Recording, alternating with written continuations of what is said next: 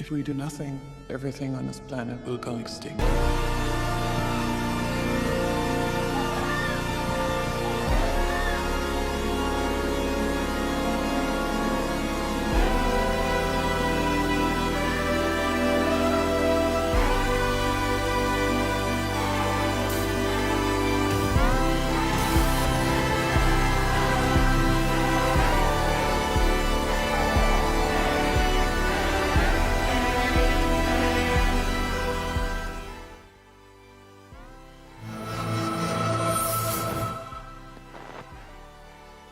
Hey, what's going on guys? Welcome back to another video. It's been a while since we've got a really strong space film. So where does Project Hail Mary actually land? I went into this not knowing what to expect, and it ended up surprising me more than I thought it would, especially with how much it focuses on character, emotion, and not just the scale of the story. Overall, this is one of the more interesting sci-fi movies we've gotten in a while.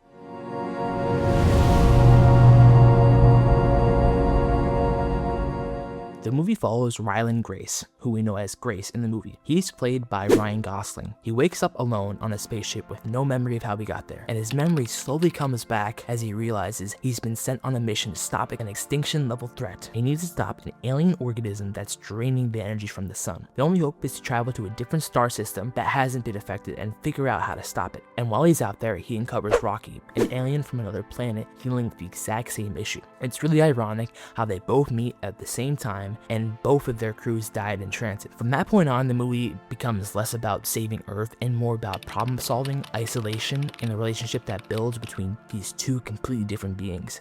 And that shift is really what defines the movie, because on paper, the plot itself is actually pretty simple.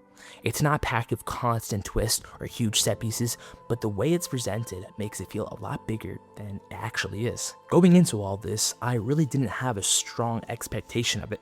I saw the ratings were high, but I've gotten used to seeing everything being labeled as either the best thing ever or the worst thing ever, so I didn't really buy into that. I had also bought the book a while ago and never got around to reading it, so I really was going in blind to this. I think that helped because this movie works best when you just let it unfold instead of expecting something massive at every turn. And honestly, I think that's where a lot of people are getting it wrong right now. There's this trend where if something's good, it immediately gets pushed as one of the greatest movies ever made, and if it's not amazing, it gets completely trashed. This movie kind of falls in between that.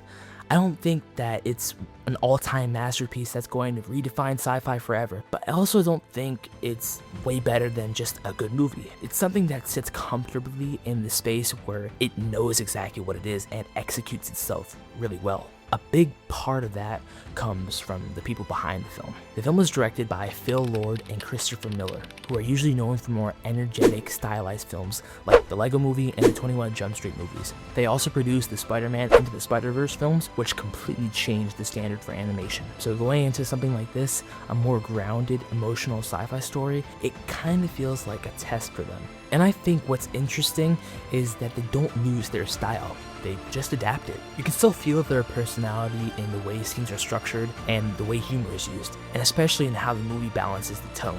They've always been good at taking ideas that might sound weird on paper and making them feel real and emotional, and that carries over into this movie in a big way. One of the biggest reasons the movie works is the way it's made visually. A lot of big sci-fi movies right now lean heavily on CGI to create scale, but in doing that, they lose a sense of weight. Everything starts to feel artificial, like you're just watching something rendered instead of something real. This movie goes in the opposite direction. Even though there are obviously visual effects used, there's a clear effort to ground everything with practical elements, real lighting, physical sets, and environments that feel like they actually exist. And that changes how you experience the movie. When Grace is alone on the ship, it actually feels isolating. The space doesn't feel like a green screen environment. It feels like a real place he's stuck in, and that makes those quieter scenes way more effective. That realism matters more here than in most sci-fi movies, because so much of this story is just one guy figuring things out by himself. If that environment didn't feel real, the entire movie would fall apart. The cinematography also plays a big role in that, especially with Greg Fraser behind the camera, who also worked on Dune and The Batman. You could see the same level of attention to lighting and contrast here. Instead of everything being evenly lit and flat, there's depth, shadows, strong highlights, and a sense of space within the frame. It gives the movie a much more cinematic look compared to a lot of modern blockbusters that feel overly clean. Even the way the film handles memory is visually interesting. When it cuts between past and present, it doesn't just rely on editing. It uses composition, lighting, and framing to separate those timelines, which makes the structure feel even more intentional instead of confusing or repetitive. The music is probably the strongest technical element in the entire film. What makes it work isn't just that it sounds good, it's how it's used. In a space movie, the score has to carry a lot of emotional weight because there's so much silence and isolation. And here, the music fills the space in a really effective way. There are scenes where Grace is completely alone, and instead of filling the space with constant dialogue, the score takes over. It builds tension during the problem-solving sequences, especially when he's experimenting and trying to figure things out, and it adds a sense of urgency without needing anything to be said. It also plays a huge role in the emotional moments. Instead of forcing emotion through dialogue, the music builds slowly and then pays off, which is why scenes with Rocky hit as hard as they do. It actually reminds me a lot of how Interstellar uses music, one of the most iconic space movie music of all time. It's not just as background music, but as Interstellar, it's more of a core part of the storytelling. Ryan Gosling's performance is another major reason this all works. What's interesting about his performance here is how different it is from what he usually does. If you look at something like First Man, he's very quiet, very controlled, very internal. Here, he's just the opposite. He's talking to himself, making jokes, reacting in a more exaggerated way. That choice makes sense because of the situation. He's alone for most of the movie. If he played this completely straight, the movie would feel too quiet and disconnected. Humor and energy make the character feel alive, even when there's no one else around. But the performance still has depth. Through flashbacks, you see a completely different side of him. He doesn't see himself as a hero. He avoids responsibility, he doubts himself, and he doesn't believe he's capable of doing what's being asked of him. That's what makes his arc work so well. By the end of the movie, when he makes a choice to go back and save Rocky, it feels earned because you see where he started.